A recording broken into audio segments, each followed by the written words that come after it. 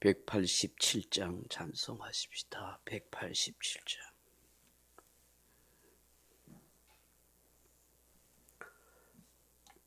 찬송가 187장입니다.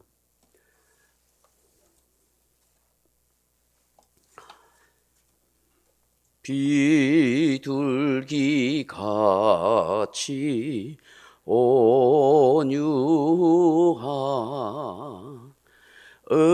은혜의 성령 오셔서 거친 마음으로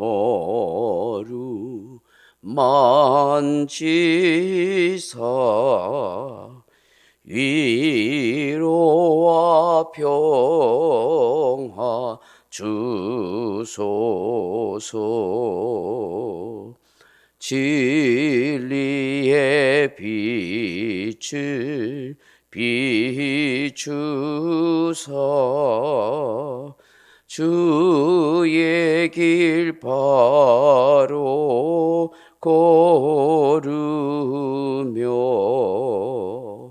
주님을 옆에 모시고 경건히 살게 하소서. 주님과 동행하면서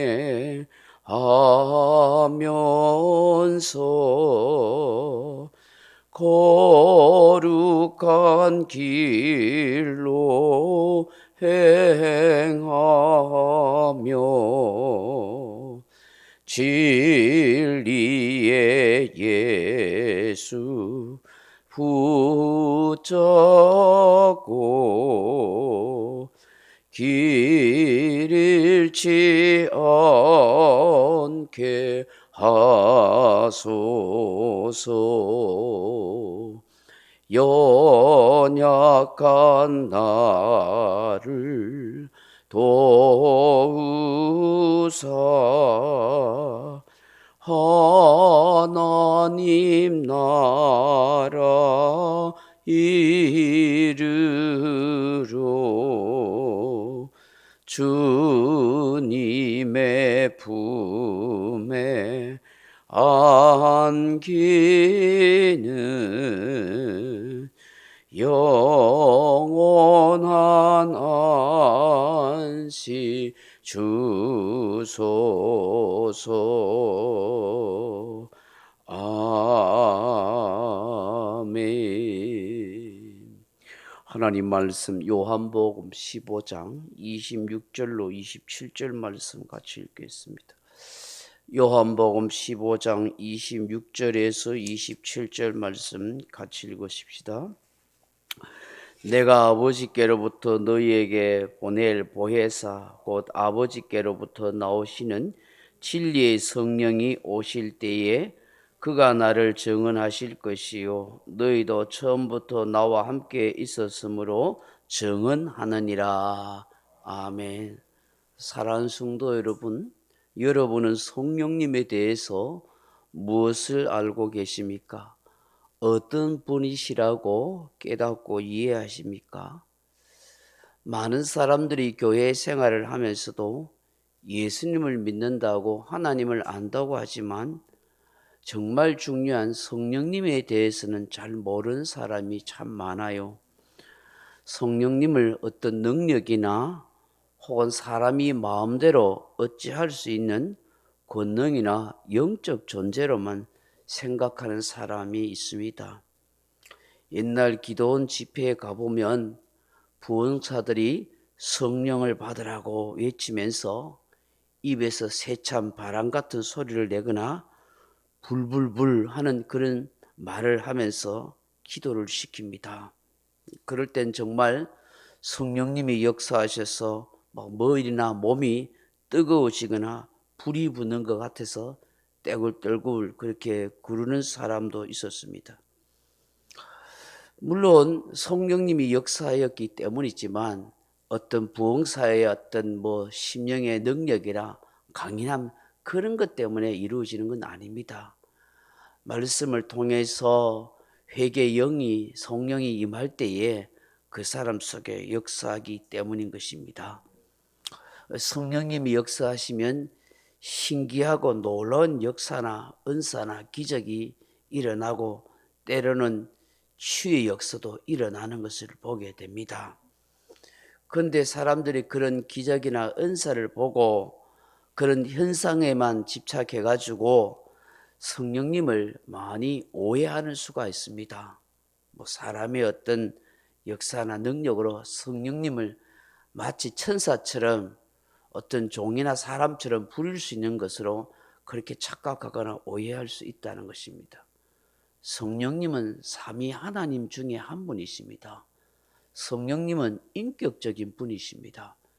그래서 진심으로 인간이 예수님을 믿고 회개할 때에 그 사람 속에 역사하셔서 회개를 시켜주시고 은혜를 주시고 그 사람 속에 있는 모든 죄악을 깨닫게 하시고 또 변화시켜 주시고 때에 따라 그 사람 속에 들어가셔서 은혜와 은사와 능력으로 역사해 주시는 것이죠. 그러므로 우리가 성령님을 마음대로 부려먹거나 호령하거나 어떤 신비한 능력이나 힘 그런 것으로 여기면 안 되는 것입니다. 그런 하나님의 성령께서 역사하시는 권능은 있지만은 인간의 어떤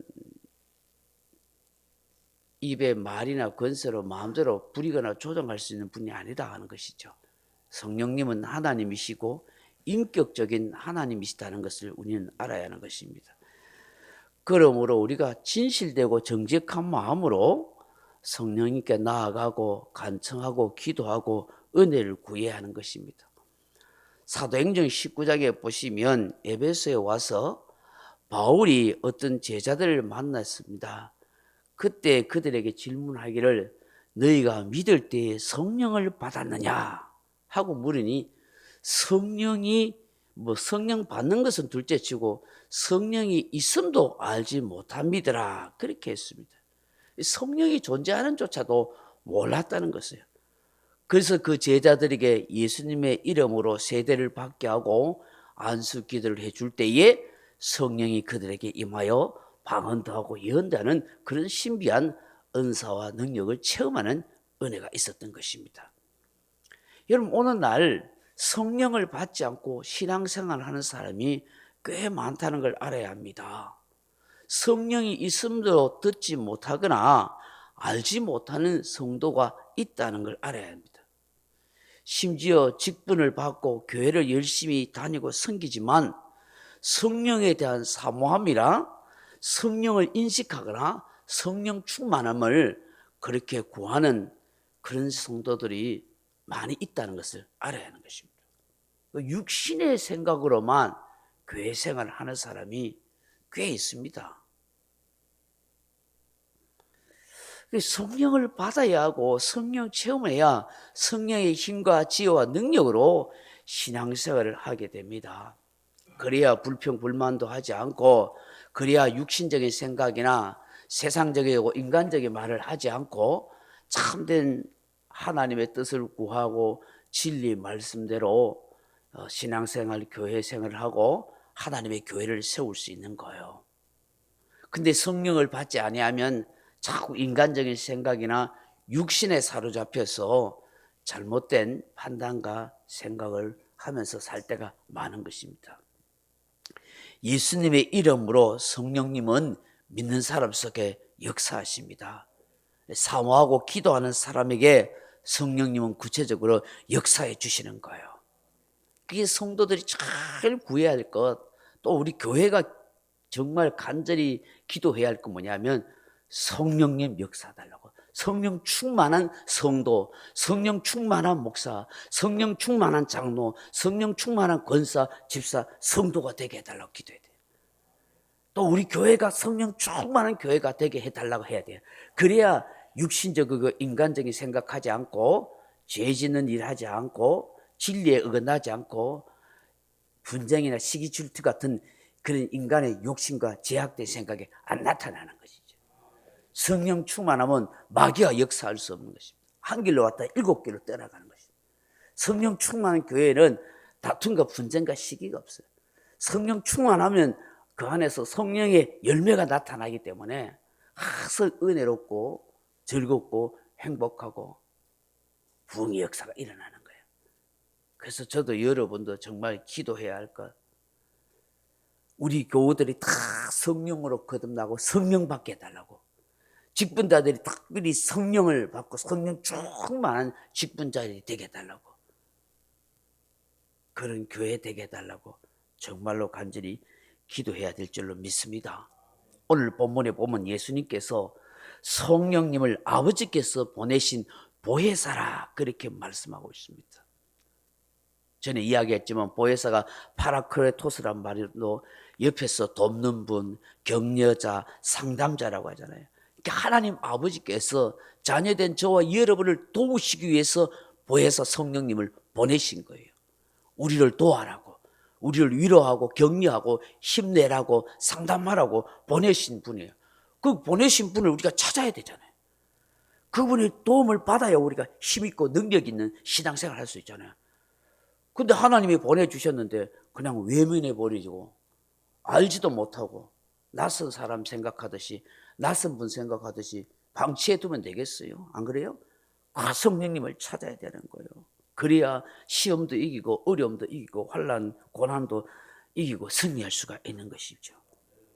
오늘 우리 곁에서 우리를 보호하고 돕는 이 보혜사가 어떤 분이라고 말씀해요? 그분은 진리의 영이라 그렇게 말씀하죠. 진리예요. 진리를 가르쳐 주시는 분이에요. 하나님의 말씀, 예수님의 말씀을 똑바로 가르쳐 주시고 생각나게 하시고 진리를 우리에게 알려주시는 분이라는 거예요. 그러니 얼마나 중요해요. 진리를 가르쳐주고 우리 하나님의 말씀이 생각나도록 그렇게 도와주시는 그 성령님이 얼마나 중요해요. 그러니 자꾸 성령께 도움을 구해야 되죠. 배운 것이 없고 가방끈이 짧고 해도 성령님을 받으면 지혜를 주시는 거예요. 성령님이 역사해주면 깨닫는 것이 누구보다도 더 똑똑하고 지혜로운 사람이 되도록 해주시는 것입니다. 할렐루야. 그 성령님이 누구를 증언하세요? 예수 그리스도를 증언해 주신단 말이죠. 또 제자들이 예수님을 증언하는 일을 하도록 하셨다는 것이죠. 오늘 이 새벽에 하나님 보내신 이 보혜사 성령님, 이 진리의 성령님을 우리가 간절히 사모하고 성령 충만해서 현실 속에서 예수님의 제자로 당당하게 살아가게 해달라고 그렇게 기도하는 저와 여러분 되기를 주님의 이름으로 축원합니다.